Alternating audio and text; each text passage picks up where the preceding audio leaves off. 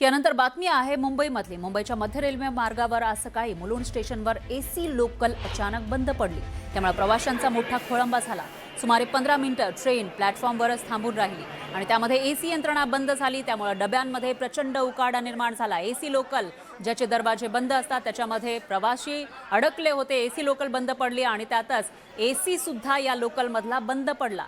दरवाजे बंद असल्यामुळे अनेक प्रवाशांना श्वास घेण्यास त्रास झाला आणि अशातच एक महिला बेशुद्ध पडली। त्यामुळे लोकलमध्ये एकच गोंधळ उडाला।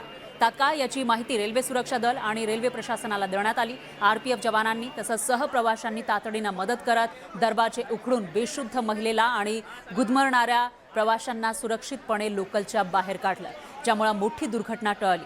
या भीषण घटनेची दखल घेत रेल्वे प्रशासनानं सदर एसी लोकल कुर्ला स्थानकावर नेऊन पूर्णपणे रिकामी केली। त्यापुढील प्रवासासाठी सीएसएमटीकडे जाणाऱ्या प्रवाशांना नॉन एसी लोकलमधून जाण्याची व्यवस्था करण्यात आली। ठाण्यापर्यंत ठीक होत्या ट्रेन, नंतरला मुलुंड आल्यानंतर मग एसी लोकलचे डोअर्स बंद करण्यात दिले नाही प्रवाशांनी, कारण की का एसी लोकलमध्ये खूपच ट्रॅव्हल करणं शक्य नव्हतं, कारण की तिथे सफोकेशन जास्त होत होतं।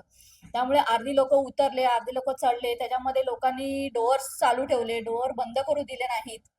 त्यामुळे मग काही लोकांना, माझ्यासोबतच्या कलिग्स होत्या, त्यांना पण खूप त्रास झाला त्याचा। आम्ही मोटरमॅन यांना पण कॉन्टॅक्ट केलेला होता, पण त्या मोटरमॅनवाल्यांनी पण रिस्पॉन्स दिला नाही तिथल्या। बेसिक गोष्टी जर अवेलेबल नसतील तर मग एसी ट्रेनचा तरी काय उपयोग।